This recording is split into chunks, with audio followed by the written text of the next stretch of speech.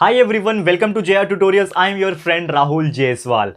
Friends, prelims exam को लेके काफी सारे स्टूडेंट्स के मन में काफी सारा डाउट चल रहा था एंड उसी की वजह से काफी सारे कमेंट्स एंड मुझे मैसेजेस मेरे इंस्टाग्राम पे मेरे कमेंट सेक्शन में आ रहे थे।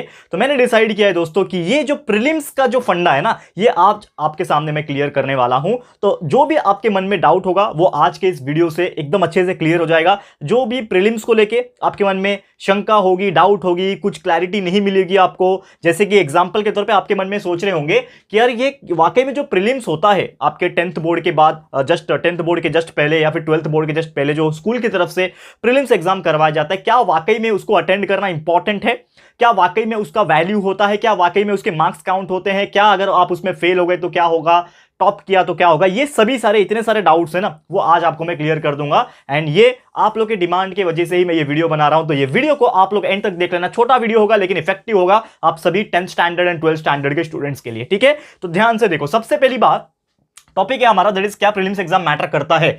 तो देखो, प्रीलिम्स एग्जाम मैटर क्यों करता है, क्या करता है, इसका जवाब तो मैं अभी नहीं देना चाहूंगा, क्योंकि इसके पहले आपको यह जानना जरूरी है, ठीक है ना, कि प्रीलिम्स एग्जाम होता क्या है, क्यों लिया जाता है preliminary examination. Preliminary examination is nothing but ये स्कूल की तरफ से इसलिए करवाया जाता है ताकि आपको वो प्रिपेयर करवा सके फॉर द मेन एग्जामिनेशन, जो कि होता है आपका बोर्ड एग्जाम। जैसे बड़े बड़े गवर्नमेंट एग्जाम्स होते हैं, वो क्या करते हैं, प्रीलिम्स रखते हैं, यानी प्रीलिमिनरी एग्जाम रखते हैं, उसके बाद उनका मेंस एग्जाम होता है, फिर जाके उनका इंटरव्यू वगैरह होता है, ठीक है। तो प्रीलिम इसलिए लिया जाता है ताकि आप वो मेंस के लिए बहुत अच्छे से प्रिपेयर कर लो और एक क्राइटेरिया आपके लिए डिसाइड हो जाए, ठीक है।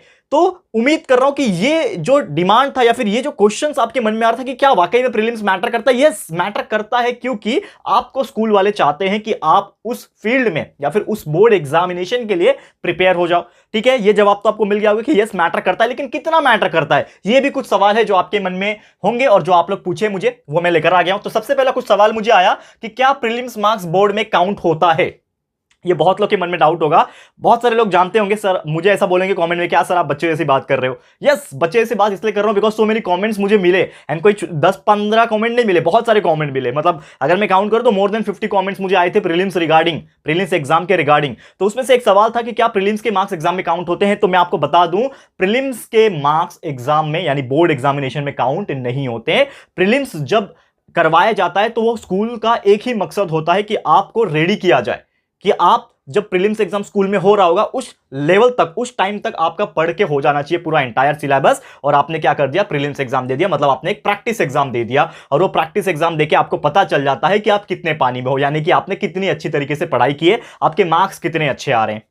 समझ में आ रहा है? तो प्रीलिम्स एग्जामिनेशन भले ही बहुत अच्छी तरीके से समझ लो एक प्रैक्टिस एग्जामिनेशन की तरह होता है, लेकिन इसके मार्क्स बोर्ड एग्जामिनेशन में काउंट नहीं होते हैं। तो don't be panic, don't worry about that कि एग्जाम में मार्क्स काउंट होंगे कि नहीं होंगे। हाँ, अनलेस एंड अनटिल, जैसे कि आप जानते हो कि यार बोर्ड एग्जामिनेशन के ऊपर काफी सारे लोग अलग अलग बातें कर रहे हैं, चर्चा हो रही है, बहुत सारे पिटीशंस हैं, कोर्ट में चल रहे हैं, ठीक है। तो अगर बाई चांस अगर ऐसा होता है कि बोर्ड एग्जामिनेशन किसी भी तरीके से या फिर किसी वजह से कैंसिल हो जाता है, तो आपके इंटरनल असेसमेंट की मार्क्स के वजह से दिया जाएगा। तो हो सकता है अगर आपके प्रीलिम्स उस टाइम तक हुए रहेंगे तो हो सकता है आपके जो भी इंटरनल प्रैक्टिकल्स होंगे या फिर प्रीलिम्स होंगे तो उसको कंबाइन करके कुछ इस तरीके से मार्क्स किया जाए। तो पर मुझे नहीं लगता इस तरीके से कुछ चीजें की नौबत आएगी, ठीक है। तो आप लोग का पढ़ाई पे फोकस होना चाहिए, आप अच्छे से पढ़ाई करते रहो। प्रीलिम्स में जो हो गया वो हो गया, आप अपने आगे की फोकस करो। बोर्ड एग्जाम में आपको देना है, बहुत सारी चीजें अवेलेबल है हर जगह, तो आप बस पढ़ते रहो अपने मन लगा के, ठीक है। चलो एक और क्वेश्चन आ जाता है जो कि मुझे प्रीलिम्स में कम मार्क्स आए, क्या करूं।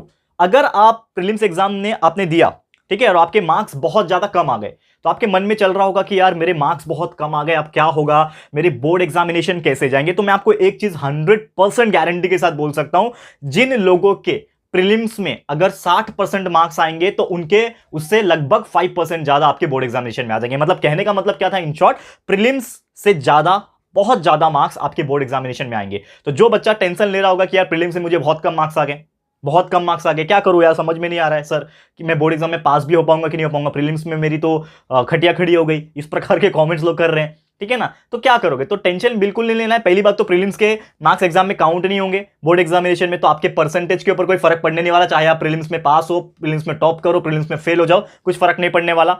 समझ में आ रहा है? बोर्ड एग्जाम अलग है, बोर्ड एग्जामिनेशन में आप जितने भी मार्क्स स्कोर करोगे वो थियरी में काउंट होगा, प्लस जो प्रैक्टिकल्स आप इंटरनली दोगे वो काउंट होगा, बस इसके अलावा और कुछ काउंट नहीं होने वाला। तो आपको चिंता नहीं करना है। और रही बात आपके कम मार्क्स आने की, तो अगर यहाँ पे कम मार्क्स आए तो बोर्ड में ऑटोमेटिकली ज्यादा आएंगे। क्यों? क्योंकि बोर्ड के लिए अभी टाइम है, तो आप जो लास्ट का जो 1 महीना है उसमें तो दम लगा के पढ़ाई करोगे, जितना हो सके उतना पढ़ने की कोशिश करोगे। तो प्रीलिम्स में आपने जितना भी पढ़ा होगा उससे ज्यादा ही आप पढ़ोगे, तो ऑब्वियसली आपके जो बोर्ड एग्जामिनेशन में मार्क्स आएंगे वो अच्छे ही आएंगे, ज्यादा ही आएंगे, बिल्कुल चिंता मत करना, ठीक है? और क्या कमेंट्स आ रहे थे आपके? मैं प्रीलिम्स में फेल हो गया, am I eligible for board? यार बहुत ज्यादा सिली क्वेश्चन है, ठीक है ना? बहुत सारे लोग मुझे पूछे, बहुत सारे तो नहीं बोलूंगा, 2-4 ही कॉमेंट थे, ऐसे ज्यादा नहीं आए थे।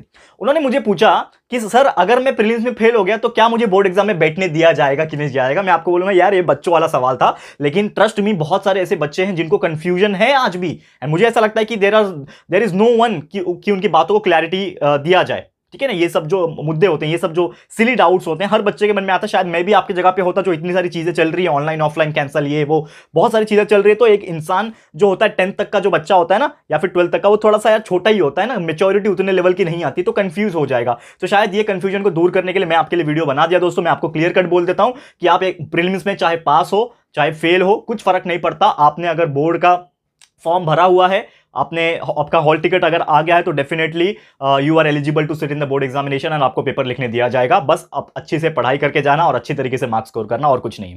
समझ में आ गया? तो टेंशन बिल्कुल लेने की बात नहीं है, आप एलिजिबल हो बोर्ड एग्जाम के लिए, चाहे आप प्रीलिम्स में पास हो फेल हो, कुछ भी फर्क नहीं पड़ता, ठीक है? नेक्स्ट, क्या प्रीलिम्स को सीरियसली लेना चाहिए? यस, स्टार्टिंग में मैंने बोला कि प्रीलिम्स को सीरियसली लेना चाहिए, क्योंकि अगर आप प्रीलिम्स को सीरियसली नहीं लेते हो तो क्या होता है ना, एक आपके अंदर एक ये हो जाएगा, चलो ना यार क्या करना है, नहीं पढ़ाई करेंगे, क्या करना है, इस प्रकार से कई सारे लोग होते हैं। समझ में आ रहा है? और लेकिन जो बच्चा, जो टॉपर कैटेगरी का बच्चा होता है, वो प्रीलिम्स को भी सीरियसली लेता है, सो दैट वो ये समझता है कि मैं प्रीलिम्स को अगर मैं सीरियसली दूंगा तो मुझे पता चलेगा कि मेरी एक कैपेबिलिटी कितनी है, ठीक है ना? मेरी कैपेबिलिटी कितनी है, मैं कितने पानी में हूं, ये मुझे पता चलेगा। Let's suppose I am a student, मैं एक 10वीं का स्टूडेंट हूं, समझ लो, ठीक है ना? और मैंने प्रीलिम्स एग्जाम, जितना मैंने पढ़ाई किया ईमानदारी से, उसके हिसाब से मैंने प्रीलिम्स एग्जाम एकदम सीरियसली लिया और मैंने लिखा आंसर, ठीक है? तो मुझे कितने परसेंट आ जाएगा? लेट्स सपोज मुझे आ गए 75%, मुझे 75% आ गए, तो अब मुझे पता चल गया कि मैंने प्रीलिम्स एग्जाम इतना पढ़ के दिया, तो मुझे 75% आ गए। अब मेरे पास और 1 महीना है, प्रीलिम से बोर्ड एग्जामिनेशन के बीच में लगभग 1 महीना का टाइम होता है, तो मेरे पास अगर 1 महीना है, तो 1 महीने में एकदम दिनों रात एक करके, एकदम बोलते ना दिल और जान दोनों लगा के अगर मैं पढ़ाई करूंगा, तो हो सकता है ये 75 को मैं 85% बना पाऊं।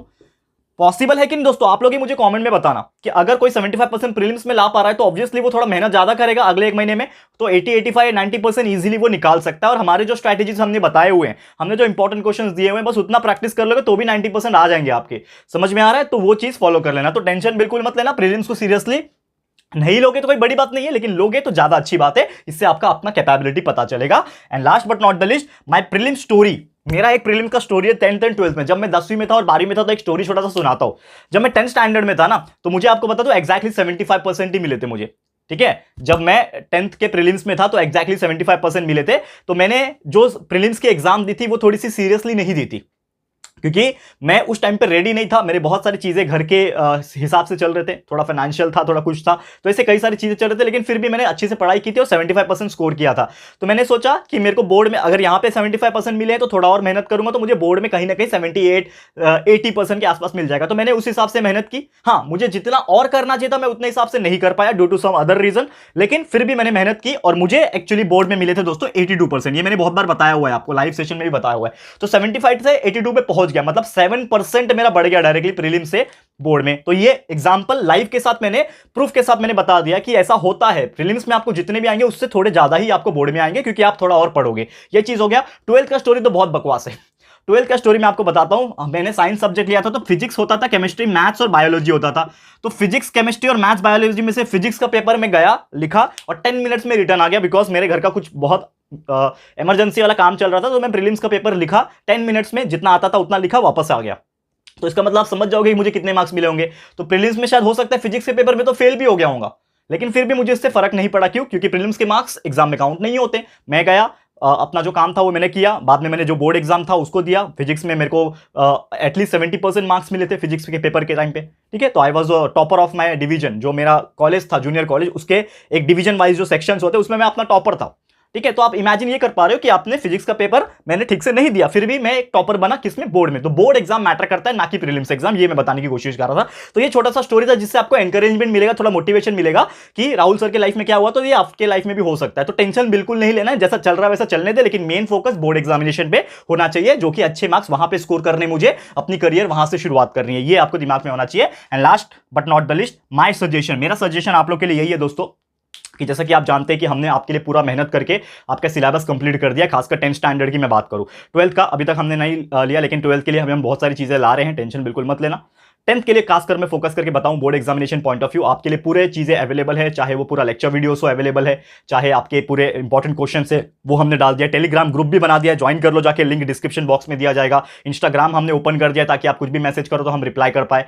ठीक है, तो इस प्रकार से कई सारी सुविधाएं हम आपको दे रहे हैं, और बहुत सारे एवरग्रीन टॉपिक्स राइटिंग स्किल्स के रिलेटेड। तो हमारे चैनल पे आप जाओगे, वीडियो सेक्शन में घुसोगे तो 10th के लिए बहुत सारी चीजें आपको मिल जाएगी, पेपर कैसे लिखते हैं वो भी बताया हुआ है। तो आप लोगों को बस मेरा सजेशन यही है, दिनों रात एक करके पढ़ाई कर दो, लेकिन यहां पे ज्यादा स्ट्रेस नहीं लेना है। स्ट्रेस लेके पढ़ाई करोगे तो शायद याद नहीं हो पाएगा। एकदम टेंशन फ्री होकर करना, ज्यादा से ज्यादा क्या होगा, 90% का टारगेट किया होगा तो 80 आ जाएगा, लेकिन आएगा ना 80, टेंशन बिल्कुल नहीं मत लेना। जिंदगी बहुत बड़ी है, बहुत सारे कठिनाइयां लाइफ में आएगी, वो धीरे धीरे हम टैकल करेंगे, और आपके साथ राहुल सर खड़े पढ़ाई के मामले में, तो बिल्कुल टेंशन मत लेना। कुछ पर्सनल चीज का भी रहेगा, मुझसे पूछ लेना, आपके बड़े भाई है राहुल सर, तो आपको जरूर से हेल्प करेंगे। ठीक है, तो इसी के साथ आज का वीडियो समाप्त करता हूं। उम्मीद करता हूं आपके प्रीलिम्स रिगार्डिंग जितने भी डाउट्स होंगे वो आज क्लियर हो गए। इसके अलावा कुछ डाउट्स रह गया होगा तो प्लीज मुझे इंस्टाग्राम पे मैसेज कर देना, या फिर मुझे स्टोरी डाल के टैग कर देना, मुझे जल्दी दिख जाता है। ठीक है, तो जरूर से कर देना, आई विल रिप्लाई यू। ठीक है, तो वीडियो समाप्त होता है। वीडियो कैसा लगा प्लीज कमेंट करना, वीडियो पसंद आया तो लाइक कर देना, शेयर कर देना अपने दोस्तों के साथ, हो सकता है उनको भी कुछ डाउट्स हो तो क्लियर हो जाए। एंड प्लीज हमारे चैनल पे फर्स्ट टाइम आए हो तो चैनल को जरूर से सब्सक्राइब कर देना। ठीक है दोस्तों, तो जल्दी मिलेंगे हमारे न्यू वीडियो में, तब तक के लिए thank you and good bye.